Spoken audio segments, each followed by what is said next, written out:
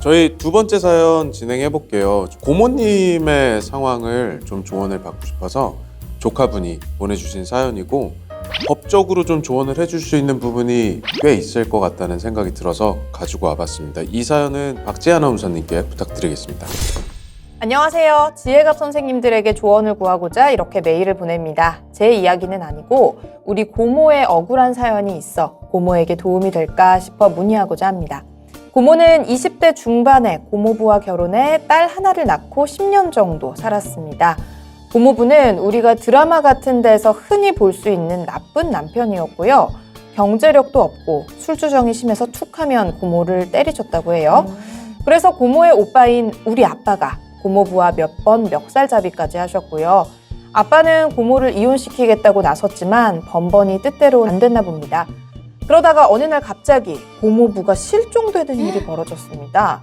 말이 실종이지 고모 말로는 주변 지인들 빚 독촉에 시달리다가 지방으로 도망을 갔다고 하세요. 당연히 빚쟁이들은 고모한테도 찾아와 괴롭혔고 그나마 있는 돈과 폐물까지 싹 다 가져갔다고 해요.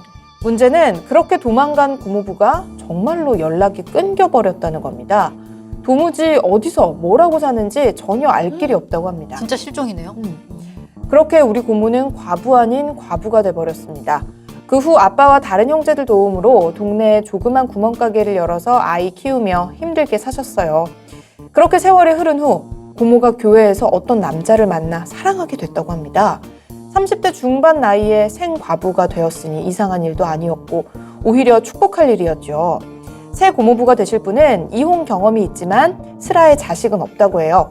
조그만 직장에서 성실히 직장 생활하는 평범한 남자라고 합니다. 제 사촌 동생인 고모 딸에게도 살갑고 다정하다고 하고요.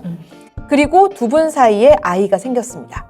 고등학생인 사촌 동생도 자기 동생이 생겨서 좋다고 하더라고요. 근데 두 분이 혼인신고를 못하고 사셨답니다. 연락이 끊긴 고모부가 엄연히 법적인 남편이고 연락이 끊겼다고 실종신고를 따로 하지도 않은 탓에 서류상으로는 아직 이혼을 안 하신 거죠. 그래서 고모와 새 고모부가 새로 태어날 아이를 위해 이혼 절차를 밟고 혼인신고도 하기 위해 늦게나마 실종신고도 했는데 얼마 전 갑자기 예전 고모부가 고모를 찾아온 겁니다.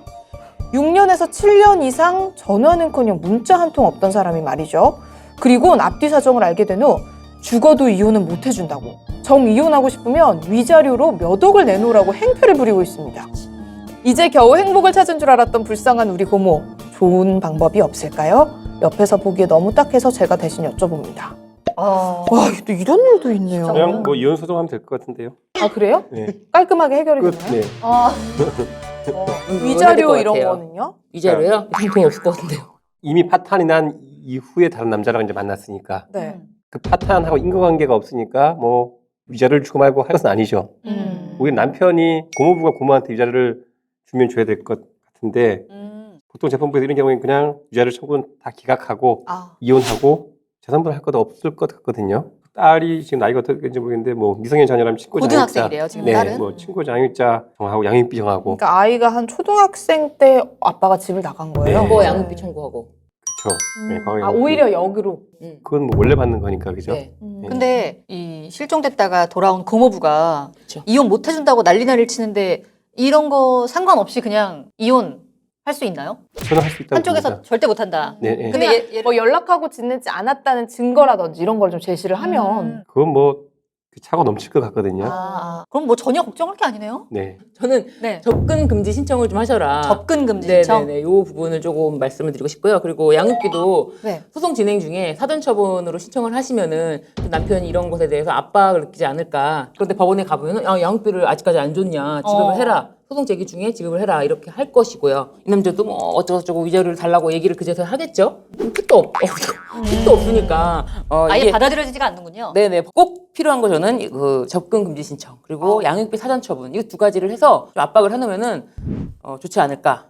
와, 근데 진짜 뻔뻔하네요. 이 고모부라는 분이. 그러니까. 본인은 애 키우는데 오히려 집에 지금 돈이랑 폐물까지 싹 다 가져갔는데 본인도 연락 끊기고. 지금 30대 중반에 아이를 혼자 구멍가게에서 장사를 하면서 키우신 거 아니에요. 네. 와, 근데 이제 나타나가지고 위자료로 몇 억을 내놓으라고. 진짜 이건 또라이라고 밖에 그러니까 없네. 이게 진짜 좀 유추를 해보면 물론 이제 사연에 다 들어있진 않지만 갑자기 실종된 거는 도망간 주변 거죠. 지인들 빚독촉에 시달려가지고 이제 어느 날 그냥 이제 야반도주 한 거죠 혼자. 네. 혼자 가족들 놔두고 지 혼자 야반도주 해가지고 아예 잠수를 탔어. 그랬다가 고모가 새로운 남자를 만나서 새로운 가정 차리고 이런 거 몰랐겠죠? 뭐 결혼을 해? 이래가지고 그쵸. 갑자기 진짜 뻔뻔하게 찾아온 것 같아요. 그러니까 이게 사람이 이제 이럴 수가 있나? 네. 그러니까요. 그 상대방이 사라져서 어디 간지 알 수가 없어서 이혼할 수 없다. 이거는 이제 말이 안 된다는 거를 쭉 시청해 오셨던 분들은 아시는데 아직까지도 모르시는 분들이 계시는 것 같아요. 일단은 네. 내가 새로운 사람을 만나기 전이라도 이 사람과의 그 혼인 관계를 끝내놓는 게 좋잖아요. 그럴 때는 그 공시송달 상대방이 어디 가서 나의 그 이혼 서류 자체를 받을 수 없을지라도 그 법원 게시판에 공시송달이라는 걸 통해서 충분히 이혼 절차가 다 끝날 수가 있거든요. 그렇기 때문에 상대방이 어디 있는지도 모른다는 이유로 이혼이 안 되는 게 아니다. 네. 그 이혼을 좀 서류를 완료를 진짜 해놓으셨으면 참 좋지 않았을까. 그리고 이 방송을 보시는 다른 분들도 내 배우자가 집을 나갔다. 근데 나는 이혼을 하고 싶은데 배우자가 집을 나가서 이혼할 수가 없다라는 것이 절대 아니라는 거. 예, 공시송달에 의한 이혼이 가능한데 이런 게 조금 절차에 대해서 뭐 어렵다 그러면 어디 가셔야 될지는 아시겠죠? 네. 저는 뭐 법원 이런 데 가라고 안 할게요. 아, 네네. 아니 근데 지금 우리 고모 같은 경우는 그 남편이 딱 이렇게 나오니까 되게 위축됐을 것 같아요. 그치. 왜냐면 이런 거를 전혀 모르잖아, 이런 그쵸. 정보들을. 네. 그렇기 때문에 되게 막막하셨을 것 같은데 의외로 굉장히 쉽게 해결이 가능한 부분이다. 너무 이 고모부라는 사람이 너무 쓰레기이기 때문에 네. 네, 그렇네요. 보통 그런 거예요. 잘 모르니까 고모부가 갑자기 나타나서 이혼은 누구 맘대로 하냐. 맞아. 내가 못해주면 못하는 거다 이러면서 너 이혼할 거면은 몇 억 내놓고 해라 맞아, 나한테. 맞아, 그럼 맞아. 내가 이혼해줄게 이러니까 몇 억을 주고 이혼을 해야 되나? 막 이제 이렇게 생각을 하시는 거죠. 마치 내가 바람핀 여자가 된 거. 전혀 마치 우리 그러지 않아도 부모가. 돼요. 네. 근데 모르면 이럴 수 있어요. 그렇죠. 이 상태가 오래되면은 누가 잘못인지 애매하게 되는 경우가 있거든요. 이렇게 뭉개다가 뭐 한 5년 10년 지나면은 제 배우자인지 아닌지 헷갈리고 그래서 이혼하기 어려울 수도 있고 이러니까 아예 그냥 이런 이슈가 있을 때 바로 이혼 절차를 진행하면 될 것 같아요. 그러네요. 제가 사연에서는 뺐는데 남편분이 오셔서 그냥 아예 집에 눌러 있는 상황이라 그래요. 이 지금 고모부가 예, 예. 고모는 지금 새로운 남자하고 같이 살고 있는데 같이 살고 있는 건 아니고 살림은 어느 정도 있지만 이렇게 완벽하게 합치진 않은 상태. 지금 집에 들어오셨다고 하는데 이 집이 일단은 어떻게 되는 건지 명의가 누구지? 네, 누군지 예를 들면은 이 집이 지금 고모 혼자서 마련한 집이면은 당연히 그렇지 않을까요? 왜냐면 돈과 폐물까지 싹 다 싹다 가져갔고 가져갔대잖아요. 빚쟁이들이 그리고 남편은 사라졌다가 지금 이제 겨우 자리 잡고 살고 있는데 쳐들어온 거잖아요. 그럼 당연히 뭐 구멍가게를 운영하든지 그렇게 해서 어렵게 마련한 뭐 전세든 월세든 자가든 그렇지 않을까 저는 생각이 들거든요. 그러니까요.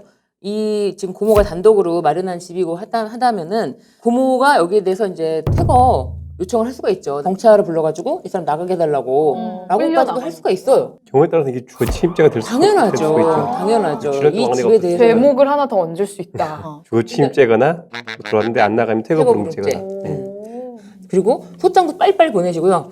조금 아까 제가 접근 금지 신청을 하시라고 말씀을 드린 거는 이 집에 자주 오는 줄 알았어요. 그러니까 더 이상 못 오게 하려고 했는데 그 퇴거 요청을 하시고 나가달라고 하시고 경찰도 부르시고 그리고 바로 접근 금지 신청 다시 이것도 꼭 같이 하셔야 될 것 같이 해야 같아요. 돼. 네, 그 6, 7년 정도면 그렇게 뭐 주거 침입죄 될 것 같아요, 충분히. 그럼요. 근데 이게 현실에서 이런 약간 진상 같은 사람들은 접근금지 뭐 이게 해도 막 또 찾아오고 몰래 막 밤에 오고 막 따라다니고 뭐 이런 거 있잖아요. 뭐 이분이 지금 뭐 빚독촉에 시달려 지방으로 도망갔다.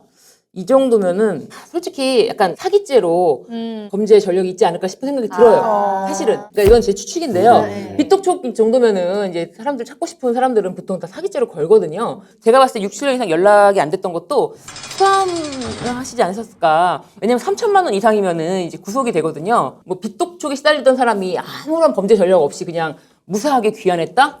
이런 생각이 좀 안 들거든요. 문선 아나운서님이 걱정하신 것처럼 겁이 없이 또 이런 걸 받는다고 하더라도 뭐 막 나갈 수도 있는데. 그러니까 왜냐면 또 특히 이런 사람은 잃을 게 없다고 생각하면 네네네. 그래서 진짜 막 나가기도 하잖아요. 적금금지 신청을 하시고 그런 모든 법적인 도움을 받으시면서 진행하시는 게 좋겠다. 빚쟁이 찾아오고 이제 이렇게 해서 뭐 그나마 있던 돈과 편물까지 싹 가져갔다는 얘기가 이 경매를 해서 가져갔는지 아니면 사실행위로서 이렇게 그냥 거의 뭐 훔쳐가다시피 해서 가져갔는지까지는 모르겠는데 민법상 누구 재산인지 모르면 부부 공유로 추정되거든요. 네. 그렇게 하지 않으려면은 주민등록을 아예 분리해 버리면 동거하지 않으니까 남편 소유로 추정되거나 이제 그런 건 배제할 수가 있으니까 남편이 같이 안 산다. 네. 그죠? 그렇게 해서 이혼이 아니고 그냥 주민등록을 그 같은 세대를 구성하고 있으면 그럼 동산 경매를 하면 네. 그 반은 이제 날아갈 수가 있으니까 네네네. 그렇게 하는 것도 한 방법이 될 수 있을 것 같아요. 그럼 일단 서류상의 두 분의 그런 혼인 관계를 이렇게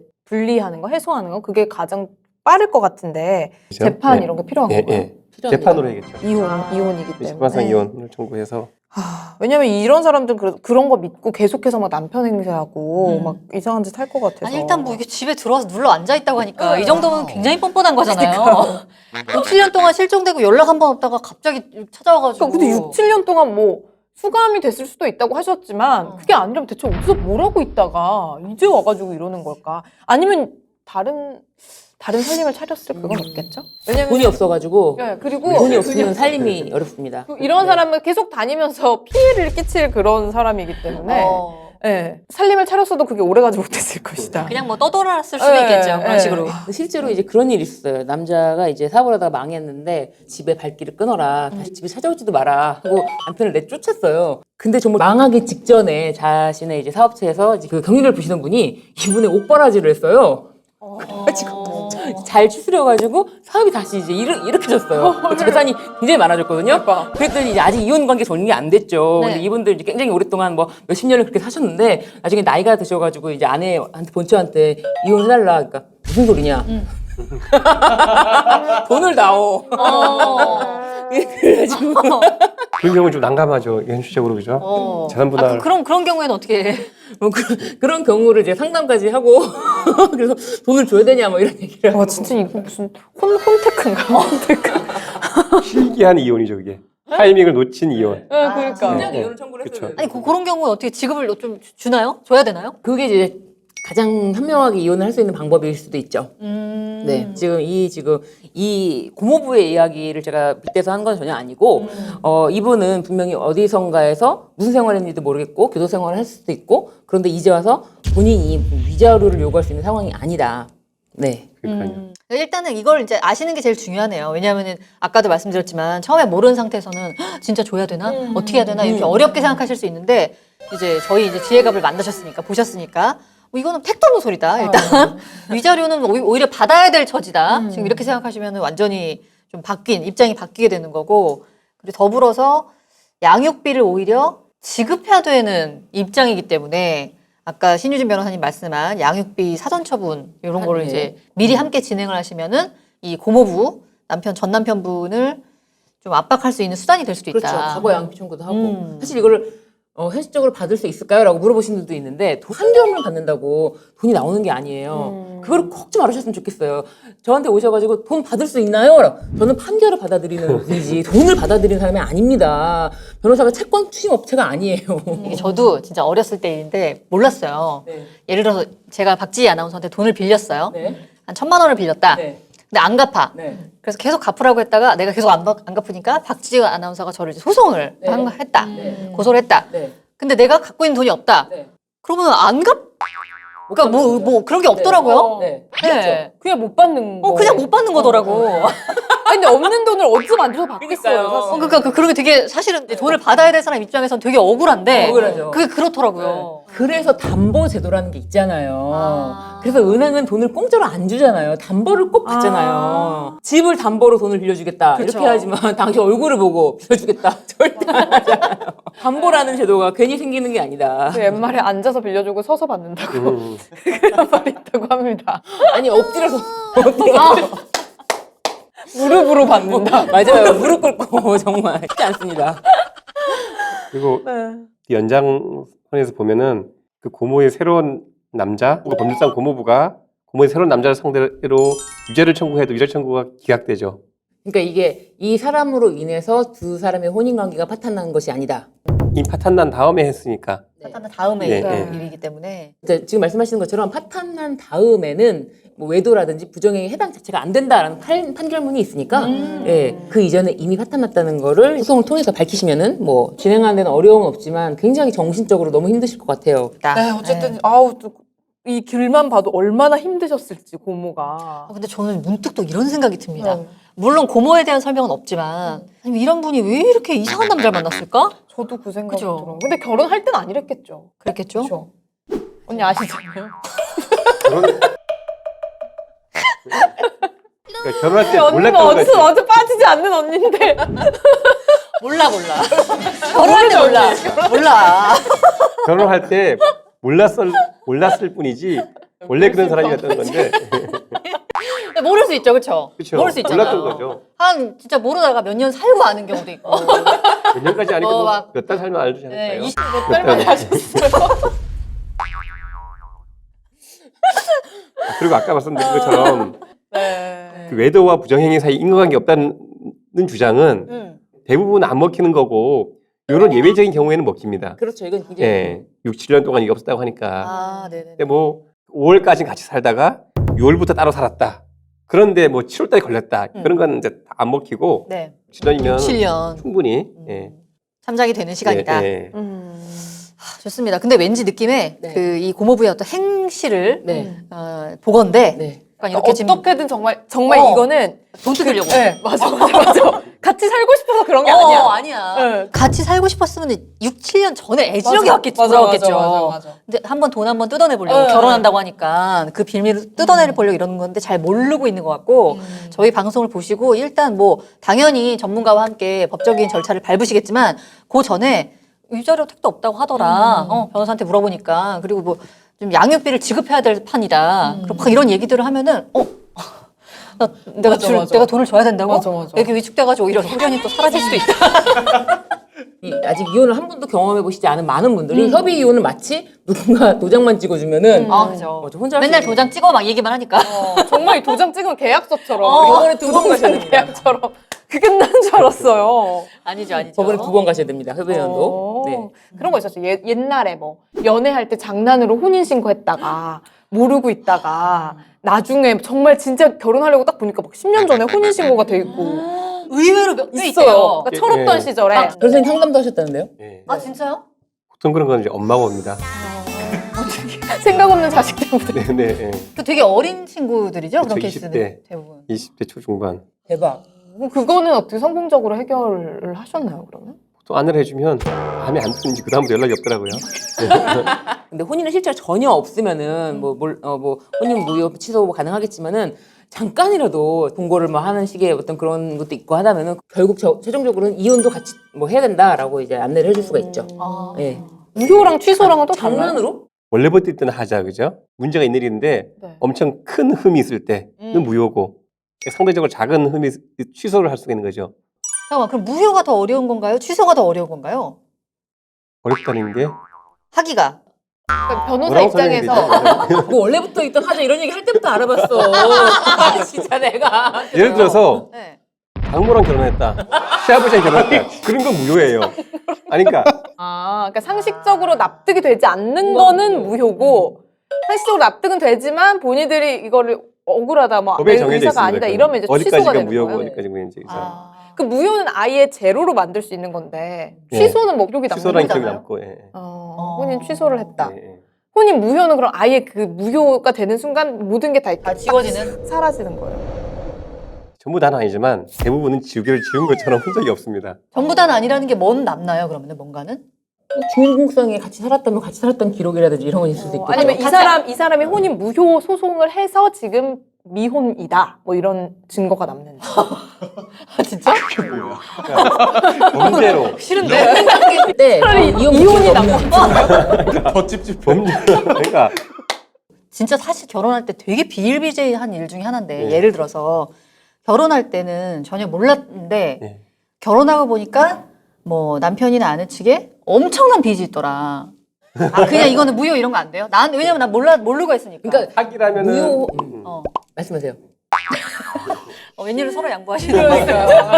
그래서 혼인 무효치선으로 손대고 싶지 않은 사건이야. 되게 복잡하구나. 아니, 그 복잡한 게 아니라 네. 잘 안 되는 걸 자꾸만 해달라고 하니까 이제 한 번은 꼭 혼인 취소를 하고 싶다는 분을 의뢰를 받았는데 그분이 뭐였냐면은 두 번 이혼을 하신 거예요. 그러니까 나는 대한민국에서 3번 이혼한 여자를 살 수 없어요. 그 간절한 마음이 있었어요. 대한민국에서 3번 이혼한 여자가 어떻게 4번까지 이제 결혼을 하냐. 비슷한데. 3번 이혼한 여자가 살 수 없다는 그 간절한 마음으로 혼인 취소를 꼭 해달라고 했는데 혼인 취소는 진짜 어려워요. 그게 이제 아예 나를 속여가지고 하는 건데 그게 단지 빚 이 정도가 아니라 실제로 저도 이거 기사로 봤어요. 이 사람이 본인의 신분을 완전히 다 이렇게 속인 거예요. 뭐 자기 학벌부터 뭐 자기 가족 관계 모든 거를 다 해외에서 만났기 때문에 그런 게 이제 속이기가 되게 쉬웠고 그래서 이제 한국에 와서 결혼식을 올리고 했는데 금방 들통이 났어요. 그래서 이제 그 취소 기간이라는 것도 있는데 그 기간 내에 또 바로 소송을 해가지고 취소 판결을 받았는데 이 여자가 알고 있던 그 모든 게 다 거짓이었던 거죠. 네, 직업, 학벌, 가족, 뭐 부모. 야, 그럴 수가 있나? 저도 그런 사건을 하나 이제 했던 게 있는데 남편이 어떤 직장에 다니는 줄 알았고 혼인 생활을 꽤 오래 했어요. 그리고 심지어 연애도 오래 했어요. 그런데 정말 신기하게도 감쪽같이 속았어요. 다 아닌 거예요. 그 여자분이 알고 있던 모든 것이. 네, 뭐 예를 들면은 우리가 어떤 남자가 어느 기업에 다닌다라고 했을 때 그 회사에 전화를 해본다거나 전혀 그런 게 없잖아요. 아, 좀 되게 그러진 않죠. 그쵸. 보통. 네. 그러니까 다 그러려니 했던 거예요. 더 황당했던 거는 이 사람이 월급도 사실 없었는데 어떻게 월급을 갖다 줬냐 했더니 알고 봤더니 이 아내 몰래 장모님한테 따로 얘기해가지고 장모님한테 주기적으로 돈을 받았어요. 막 주식에 투자한다. 그래서 수익을 마치 주는 것처럼 수익을 주고 또 목돈을 받고 수익을 조금씩 주고 도저히 그 의심할 수가 없었다라는 거예요. 근데 아니 그 장모님은 의심 안 했나? 대기업 다닌다고 하니까 이게 매주 교회 같이 나가고 신실하고 신앙인에다가 대기업 다니니까 모든 게 다 그냥 프리패스. 이 신앙심이 깊은 게 이럴 때 좀 문제가 돼요. 맞아요. 왜냐면 그게 다른 거에 대한 눈을 다 가리는 것 같아요. 네. 이 사람은 신앙심이 깊어. 그럼 그거 하나로 그냥 정말 그쵸. 프리패스가 돼버리니까. 그리고 이 사람이 뭐 문제를 일으킨 것도 바람 피는 것도 아니야. 여자 관계도 없어. 그러니까 그냥 그렇게 몇 년을 사는 게 너무 신기하지만 그렇게 몇 년을 살았어요. 그래서 결국에는 혼인 뭐 취소를 하네요. 뭐 이혼을 하네. 뭐 결국은 막 이렇게 하다가 결국에는 이제 뭐 협의로 이제 이혼이 종료가 됐지만 정말 그런 일이 실제로 있습니다. 네. 조심해야 돼요. 네. 그리고 사기로 인한 이제 혼인은 보통은 사기로 인한 혼인이기 때문에 보통은 그렇죠. 예, 그러니까 웬만한 사기는 그쵸. 뭐 이렇게 웬만한 사기는 인정하지 사기로, 않는다. 예. 아니 모든 결혼이 보통 사기가 있다. 그러니까 90% 이상은 사기가 있죠. 그래서 정말 치명적인 사기 아니면 그쵸. 사기 아닌 걸로. 예, 예. 그래 오죽하면은 다 이혼하겠어. 취소하지 그럴 거면. 오늘 엄연하면 모든 결혼은 사기다. 아니, 90% 이상은 적어도 뭐 사기라고 봅니다. 좋은 남자인 척, 좋은 여자인 척. 성의 소비를 숨긴다거나. 하여튼 뭐 다양한 형식으로. 예, 예. 아, 네. 오늘은 고모의 억울한 사연을 또 이제 사연자분이 보내주셨는데 사실상 고모부가 이렇게 뭔가를 요구할 권한이 전혀 없다. 그래서 요거를 아시고 잘 처리를 하셔서 새로운 분과 행복하게 정말 그동안 누리지 못하셨던 삶을 행복을 좀 누리시고 사셨으면 좋겠습니다. 네, 그래서 그리고 이거를 그냥 이렇게 얘기했을 때 그래 알겠어 이러고 막 도망갈 거 아니에요. 그러면은 그때 이거를 봐주지 않았으면 좋겠어요. 다시는 우리 인생에 얼씬도 하지 못하도록 그래요. 우리 삶에 끝까지 찾아와가지고 그러니까 돈을 못 받을 거는 알지만 끝까지 소송하고 조금 이렇게 해서 뭔가 무서움을 좀 깨닫게 해서 쟤네한테 근처도 가면 안 되겠다 이런 생각을 좀 고모부가 할 수 있도록 네. 좀 혼주를 내줘야 될 것 같아요. 맞아요. 나한테 돈 받을 돈 있는 사람 앞에는 나타나고 싶지 않잖아요. 그러니까 내 주머니에 있는 거 털어가면 어떡하지? 가고 싶지 않다. 이런 거 그런 것 때문에 판결문을 받아놓는 거는 그 사람과 인연을 끊는 데는 큰 도움이 된다. 네. 그리고 이런 고모부 같은 분들은 협의 이혼이 안 됩니다. 안 되는데 하려고 노력하지 마세요. 맞아요. 그쵸. 그냥 그리고 지금 이 상태에서 아이를 낳으면 바로 출생신고를 하면 고모부 자식으로 맞아요. 되니까 아하. 이혼 소송과 함께 친생제 관계 부존재 확인은 소도 제기해야 돼요. 근데 이 경우에 뭐 이혼 소송 해야지 뭐 해야지 그러면 복잡한 거 아니냐고 하면서 그 쉽게 포기하고 돈을 수억을 주는 경우가 있는데 싸게 이 다 마무리할 수 있으니까 괜히 이렇게 수억 주고 이렇게 하지 마시라고. 그러니까 네. 이런 분들이 너무 쉽게 포기해요. 맞아요. 어느 지방에 그러니까. 계시더라도 네. 엄 변호사님 지방 재판도 가시죠? 그건 비밀입니다. 하여간 그러니까 어쨌든 어느 지방에 계셔도 아유 서울까지 올라올 수 없어라고 말씀을 하시는 분들도 계세요. 그렇지만 저는 그렇게 생각이 들어요. 이제 꼭 한 번은 엄 변호사님을 만나보고, 네, 그랬으면 좋겠다. 정말 네. 제대로 된 상담. 지혜갑을 홍보팀으로 흡수하겠습니다, 제가. 어쨌든 진짜 생각해보면 단순합니다. 왜 이런 쓰레기 같은 인간한테 돈을 쥐어줍니까? 그렇죠. 그럴 돈 있으면 전문가와 함께 전문가에게 주고 일을 깔끔하게 처리하시는 게 훨씬 좋다. 이게 그냥 내 혼자 해결하려고 보면은 도저히 해결 불가능한 맞아요. 것처럼 보여요. 근데 전문가가 보면은 간단한 아무것도 아니다. 껌이거든요, 이거 그냥 그죠? 맞아요. 예. 이것도 저희 사연 읽자마자 답이 바로 나왔잖아요. 저는 사연을 읽을 때만 해도 복잡한데. 나도 그랬거든. 야, 이거 어떡하냐, 막 이랬거든요. 그렇습니다. 자, 뭐든지 이렇게 좀 함께 하면은, 특히 이제 전문가와 함께 하면 쉽게 해결할 수 있는 일들이 있습니다. 너무 이제 힘들어하지 마시고, 저희에게 사연 보내주셔서 같이 이야기 나눠보시면 좋겠습니다. 많은 사연 부탁드릴게요. 네, 오늘도 정말 사연 안 보내주면 큰일 날 뻔했어요. 맞아요. 이 고모부 하자는 대로 했으면은 진짜 그러니까. 뭐 몇 억은 아니어도 진짜 단돈 몇백만 원이라도 지어줬으면 얼마나 아깝습니까? 그리고 막 나중에 또 찾아오고 이러면 어떡해. 그쵸. 네, 이렇게 찾아오는 돈 주면 거죠. 진짜 계속 찾아올 것 맞아요. 같아요, 왠지. 네, 자기 돈 없을 때마다. 그러니까 사연 너무 잘 보내주셨고, 우리 조카분이 너무 고모에게 효도하셨다, 이런 생각이 들고, 혹시 뭐 어떻게 해결됐는지도 저희가 궁금하니까, 여력이 되신다면 또 후기도 보내주시면 좋겠는데요. 아래 메일 주소로 저희가 사연과 후기 모두 받고 있으니까, 누구든지, 어떤 사연이든지 많이 좀 보내주시면 감사하겠습니다. 네, 그럼 오늘은 여기서 인사드리겠습니다. 본격 이혼 권장 방송 지금 헤어지러 갑니다.